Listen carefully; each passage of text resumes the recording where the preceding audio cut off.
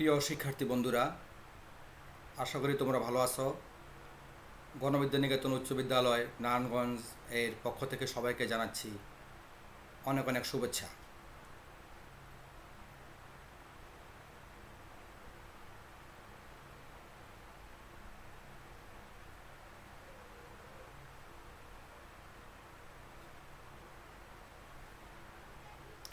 আমি মোহাম্মদ মুজিবুর রহমান ভূঁইয়া, সিনিয়র শিক্ষক, গণবিদ্যানিকেতন উচ্চ বিদ্যালয় নারায়ণগঞ্জ।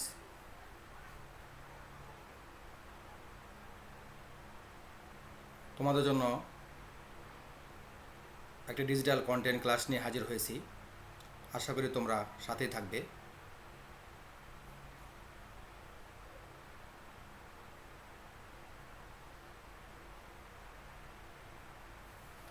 আজকের পাঠ নবম ও দশম শ্রেণীর হিসাব বিজ্ঞান, অষ্টম অধ্যায়।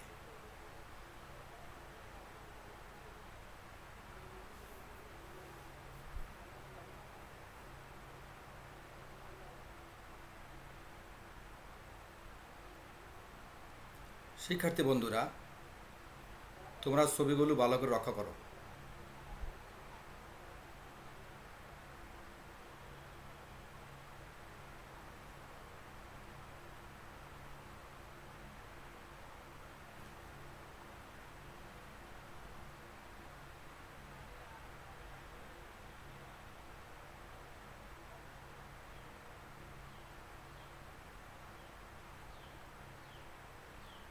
তোমরা ছবিগুলোতে কি দেখতে পেলে?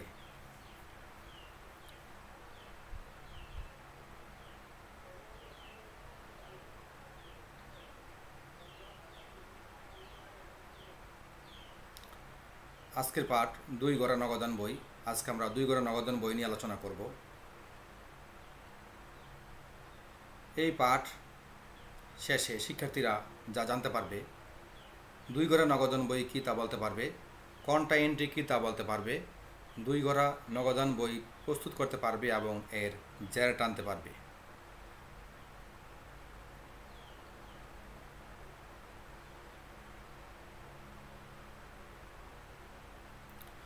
দুই গড়া নগদান বই কাকে বলে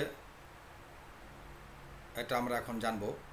যে সকল প্রতিষ্ঠানে নগদ অর্থ লেনদেনের পাশাপাশি ব্যাংকের মাধ্যমেও লেনদেন সম্পন্ন করা হয়, ওই সকল প্রতিষ্ঠানে নগদ অর্থ ও ব্যাংক সংশ্লিষ্ট লেনদেন একত্রে লিপিবদ্ধ করার জন্য 2 গড়া নগদান বই প্রস্তুত করা হয়। 1 গড়া নগদান বই অপেক্ষা 2 গড়া নগদান বই অধিক প্রচলিত ও তথ্যবহুল। নগদ অর্থের প্রাপ্তি প্রদানের পাশাপাশি ব্যাংকে জমাকৃত অর্থের হ্রাস বৃদ্ধি ও ব্যাংক উদ্বৃত্তের পরিমাণ 2 গড়া নগদান বই হইতে জানা সম্ভব।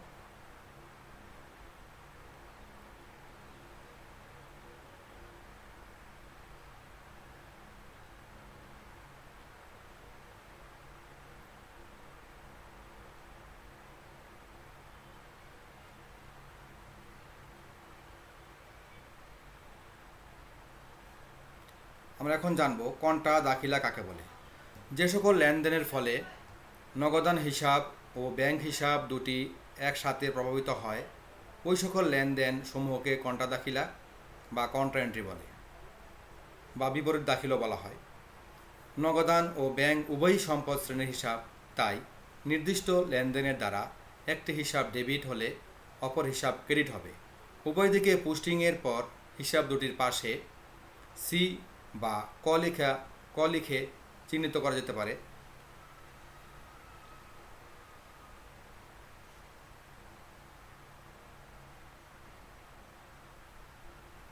এখানে 2 গড়া নগদান বইয়ের একটা নমুনা ছক দেওয়া আছে।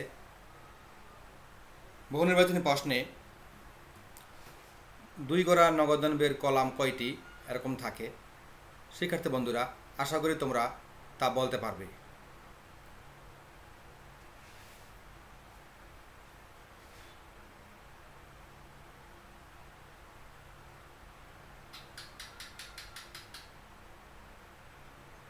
এখানে একটি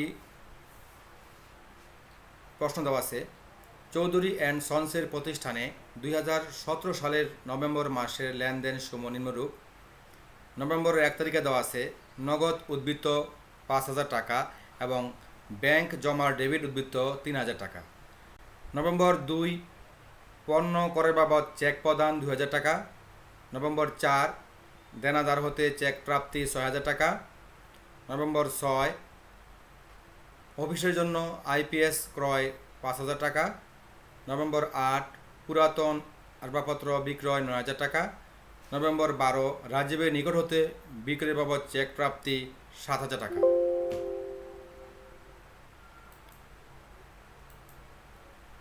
নভেম্বর ১৫ ব্যক্তিগত প্রয়োজনে ব্যাংক হতে উত্তোলন ২,০০০ টাকা। নভেম্বর ২০ ব্যাংক হতে উত্তোলন ৫,০০০ টাকা। নভেম্বর ২৩ মেহজাবিনের নিকট হতে নগদ প্রাপ্তি ৩,০০০ টাকা। নভেম্বর ২৫ আনোয়ারকে নগদে পরিশোধ ৩,০০০ টাকা। নভেম্বর ২৮ ব্যাংক সুদ মঞ্জুর করল ৩০০ টাকা। নভেম্বর ৩০ ব্যাংক চার্জ ধার্য করল ২০০ টাকা। লেনদেন সমূহের ভিত্তিতে ২ গড়া নগদান বই প্রস্তুত করতে হবে।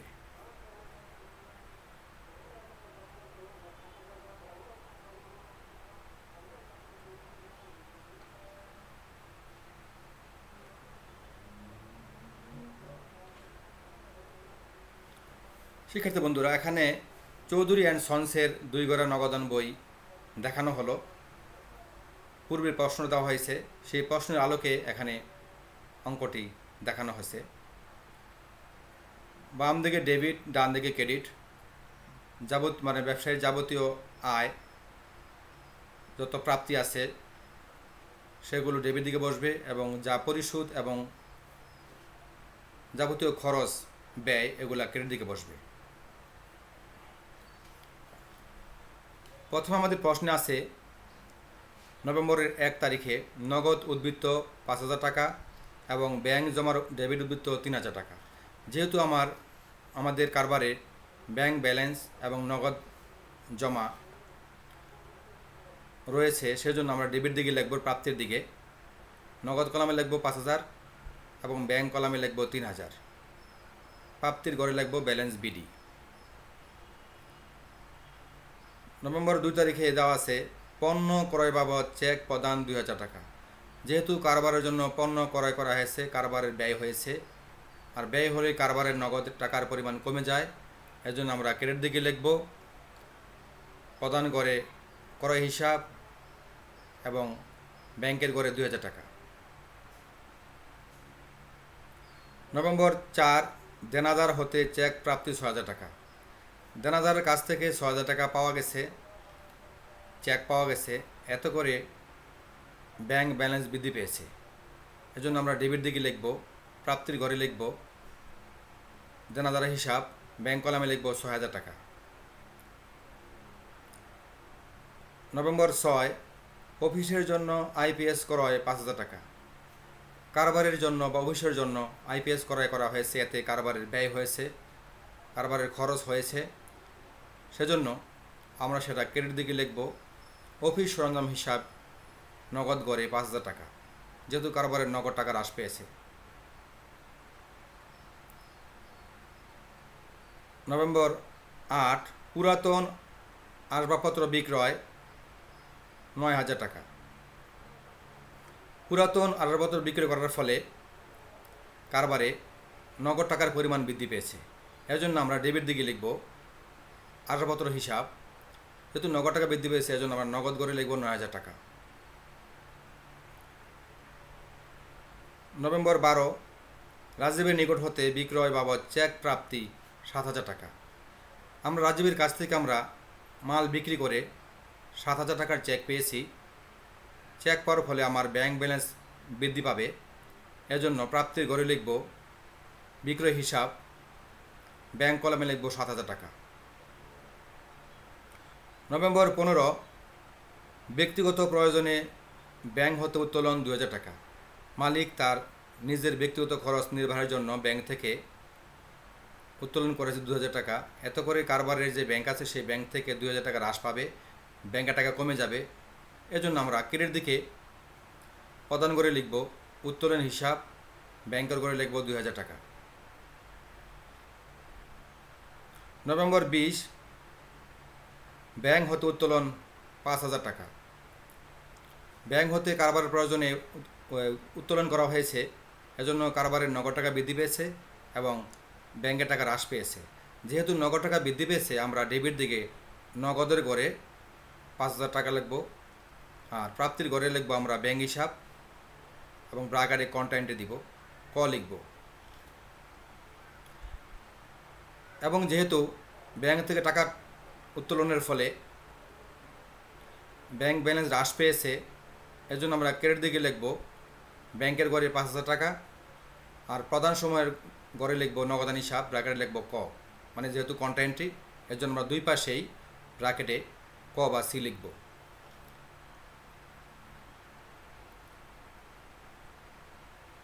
নভেম্বর 23, মেহজাবিনের নিকট হতে নগদ প্রাপ্তি 3,000 টাকা। যেহেতু মেহজাবিনের কাছ থেকে 3,000 টাকা পাওয়া গেছে, আমার কারবারের নগদ টাকার পরিমাণ বৃদ্ধি পেয়েছে, আমরা জন্য ডেবিট দিকে লিখব নগদ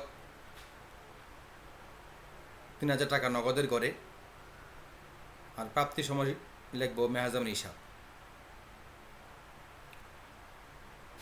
নভেম্বর 25, আনোয়ারকে নগদে পরিশোধ 3,000 টাকা। আনোয়ারকে নগদে পরিশোধ করার ফলে আমার কারবারের নগদ টাকার পরিমাণ হ্রাস পেয়েছে, এজন্য আমি সেটা ক্রেডিট দিকে লিখব আনোয়ার হিসাব, টাকা লিখব নগদের গড়ে 3,000 টাকা। নভেম্বর 28 তারিখ, ব্যাংক সুদ মঞ্জুর করলো 300 টাকা। ব্যাংক সুদ মঞ্জুর করার ফলে আমার ব্যাংক ব্যালেন্স বেড়ে গেছে, এজন্য আমি ডেবিট দিকে লিখব প্রাপ্তির ঘরে ব্যাংক সুদ হিসাব, টাকা লিখব ব্যাংক কলামে 300 টাকা। নভেম্বর 30, ব্যাংক চার্জ ধার্য করলো 200 টাকা। ব্যাংক চার্জ ধার্য করলে ব্যাংক ব্যালেন্স কমে যায়, যার জন্য আমি ক্রেডিট দিকে প্রদান করে লিখব ব্যাংক চার্জ হিসাব, টাকা লিখব ব্যাংকের ঘরে 200 টাকা।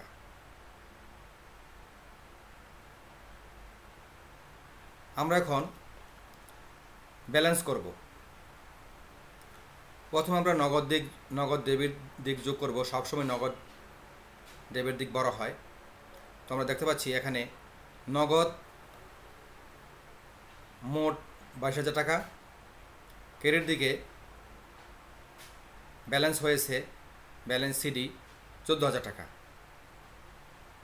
পক্ষান্তরে ব্যাংক ব্যালেন্স জমার মোট পরিমাণ 16,300 টাকা এবং ক্রেডিট দিকে ব্যালেন্স সিডি হয়েছে 7,100 টাকা। অর্থাৎ এখানে ডেবিট দিক ব্যাংক ব্যালেন্স বেশি, ক্রেডিট দিক ব্যাংক ব্যালেন্স কম, যার জন্য ব্যালেন্স সিডি ক্রেডিট দিকও হয়েছে 7,100 টাকা। শিক্ষার্থীরা একটা কথা মনে রাখবে যে মাসেরই নগদান হিসাব করা হয়, সেই মাসের শেষ তারিখে ব্যালেন্স সিডি করতে হয়। যেহেতু এটা নভেম্বর মাস, সেই কারণে নভেম্বরের 30 তারিখে ব্যালেন্স সিডি করা হয়েছে এবং সেই ব্যালেন্স সিডি পরবর্তী মাসের 1 তারিখে ব্যালেন্স বিডি হিসাবে দেখানো হয়। এখানে ঠিক ডিসেম্বরের 1 তারিখ ব্যালেন্স বিডি হিসাবে নগদের গড়ে 14,000 টাকা এবং ব্যাংকের গড়ে 7,100 টাকা দেখানো হয়েছে। আশা করি অঙ্কটি বুঝতে পেরেছ।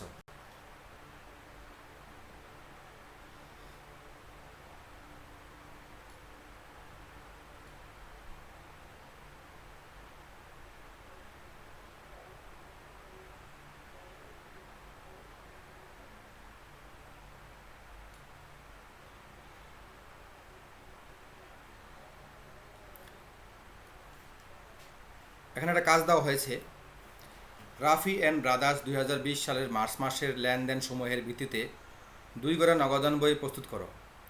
মার্চ 1 নগদ উদ্বৃত্ত 15,000 টাকা এবং ব্যাংক জমাতিরিক্ত 4,500 টাকা। মার্চ 2 ব্যাংকে জমা দেওয়া হলো 5,500 টাকা। মার্চ 7 পণ্য বিক্রয় নগদে 3,500 টাকা এবং চেকে 2,500 টাকা। মার্চ 9 ফয়সালের নিকট হতে 4,500 টাকার পণ্য ক্রয় করে নগদে প্রদান 3,000 টাকা। মার্চ 11 মালিক কর্তৃক উত্তোলন 2,000 টাকা। মার্চ 14 রায়হানকে চেক প্রদান 2,000 টাকা। মার্চ 18 রাজু নিকট হতে প্রাপ্তি 5,500 টাকা। মার্চ 22 শাকিলকে প্রদান 4,500 টাকা। মার্চ 26 ব্যাংক চার্জ ধার্য করলো 400 টাকা। মার্চ 29 ব্যাংক সুদ মঞ্জুর করলো 800 টাকা।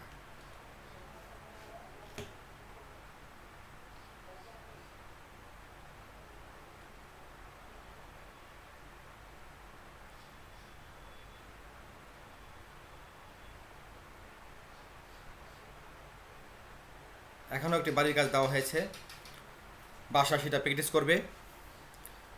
কামরুল অ্যান্ড ব্রাদার্স একটি খুচরা পণ্যের প্রতিষ্ঠান। উক্ত প্রতিষ্ঠানে নিম্নোক্ত লেনদেনসমূহ 2020 সালের জুন মাসে সংঘটিত হয়। জুন 1 হাতে নগদ ও ব্যাংক জমা যথাক্রমে 9,000 টাকা এবং 7,000 টাকা। জুন 2 পণ্য করে বাবদ চেক প্রদান 5,000 টাকা।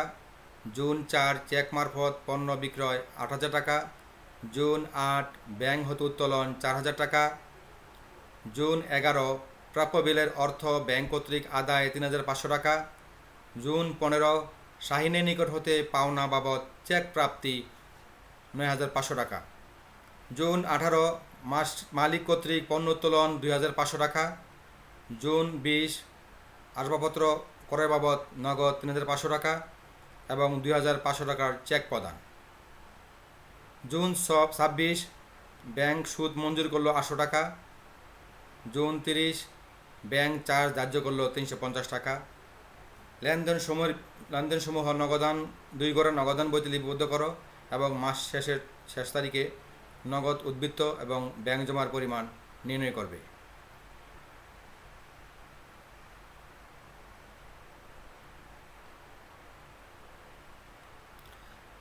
প্রিয় শিক্ষার্থী বন্ধুরা, আজ এ পর্যন্তই।